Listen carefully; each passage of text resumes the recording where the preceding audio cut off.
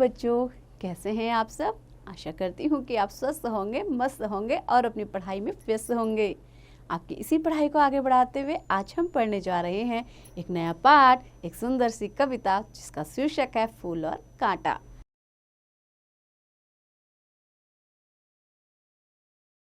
बच्चों देखिए, फूल और कांटा एक ही डाल पर उगते हैं, उनका एक सा पालन पोषण होता है, फिर भी एक सदा दूसरों को क्या देता है? चुभन देता है, दुख दर्द देता है, चोट देता है और हानि पहुंचाता है। लेकिन दूसरा खुशबू देता है, उसकी सुंदरता सबका मन मोह लेती है, उसकी कोमलता सभी को बहुत अच्छी लगती है और वह दूसरों के जीवन में खुशियां भरता है। तो बच्चों, इस कविता में कवि ने फूल और कांटे के बीच के अंतर को स्पष्ट किया है और प्रकृति की बहुत सारी सुंदर अभिव्यक्तियां भी दी हैं। तो बच्चों, इस कविता को शुरू करते हैं, आप लोग भी ध्यान से सुनिएगा। है जन्म लेते जगह में एक ही पौधा उन्हें है पालता, रात में उन पर चमकता चांद भी एक ही सी चांदनी है डालता। तो बच्चों, कवि क्या कह रहा है कि जो क्या है, फूल और कांटे हैं वो एक ही जगह जन्म लेते हैं और एक ही पौधा उन्हें पालता पोसता है, और जब रात में चांद चमकता है तो चांद की चांदनी दोनों पर एक जैसी ही बरसती है और एक सी ही चांदनी डालता, तो उस चांदनी से क्या है, वो एक साथ ही क्या करते हैं, अपना पोषण करते हैं। मेघ उन पर है बरसता एक सा, एक सी उन पर हवाएं हैं बही। बच्चों, मेघ यानी कि बादल, उन पर क्या है, एक ही बादल बरसता है। ऐसा तो नहीं फूल के लिए अलग बारिश हो रही है और कांटे के लिए अलग, तो एक ही बादल उन पर बरसता है और एक जैसी हवा बहती है।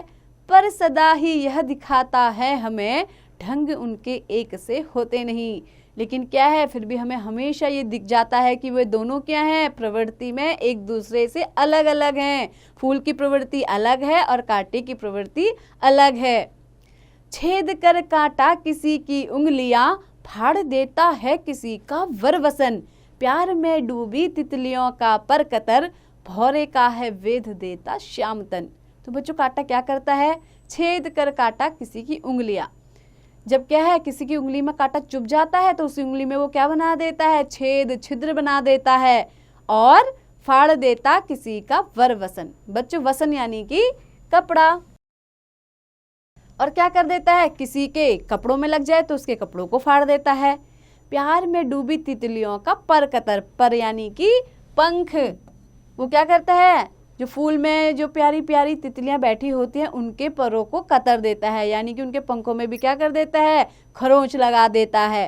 भौरे का है वेध देता श्याम तन, वेध देना यानी कि वेद यानी वेदना और श्याम यानी कि काला, और क्या है, भौरे के काले काले तन को भी वो क्या कर देता है, बेध देता है, यानी कि उसको भी अपना वो कांटा क्या करता है, चुभन दे देता है।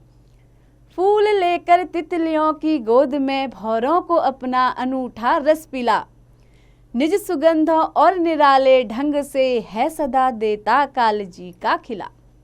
तो बच्चों, इसमें क्या कह रहा है, फूल लेकर तितलियों को गोद में, तो इसमें कवि कह रहा है कि फूल क्या करते हैं, तितलियों को अपनी गोद में बिठाते हैं, भौरे को अपना अनूठा रस पिला, अनूठा यानी कि अनोखा, और जितने भी भौरे होते हैं उनको अपना अनूठा रस पिलाते हैं।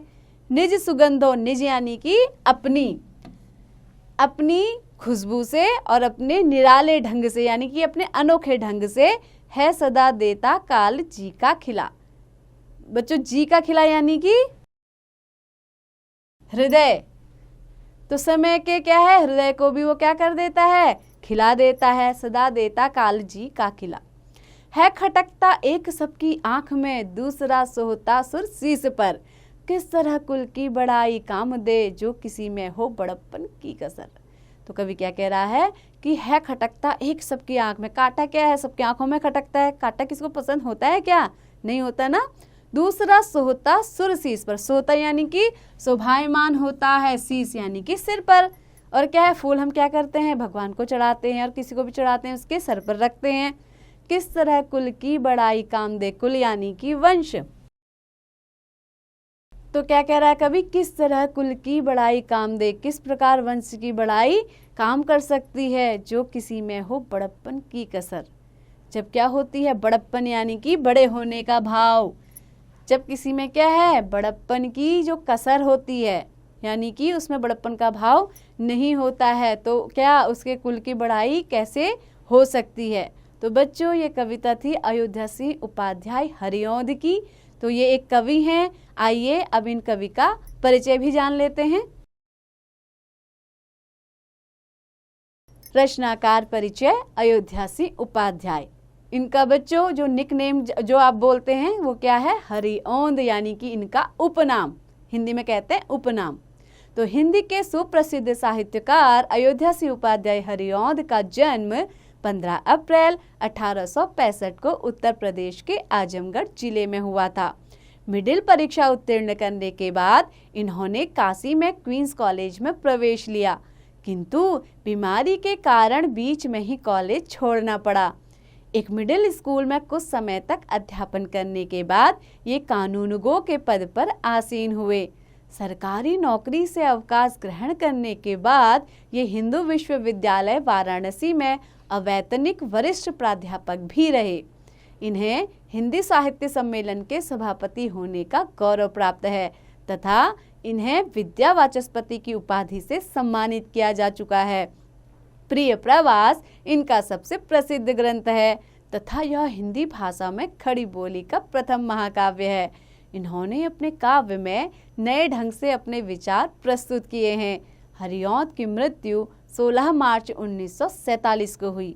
तो बच्चों अब जानते हैं इनकी प्रमुख ग्रंथों यानी कि कृतियों के बारे में। तो इन्होंने कौन कौन सी कृतियां लिखी हैं? प्रिय प्रवास, वैदेही वनवास, पारिजात, रस कलश और अधकिला फूल। तो बच्चों आशा करती हूँ कि आपको ये कविता भी अच्छे से समझ में आई होगी और साथ ही लेखक के परिचय को भी आपने अच्छे से समझा होगा। तो बच्चों ऐसे ही पढ़ते रहिए, आगे बढ़ते रहिए और हाँ इसका अभ्यास भी जरूर कीजिए।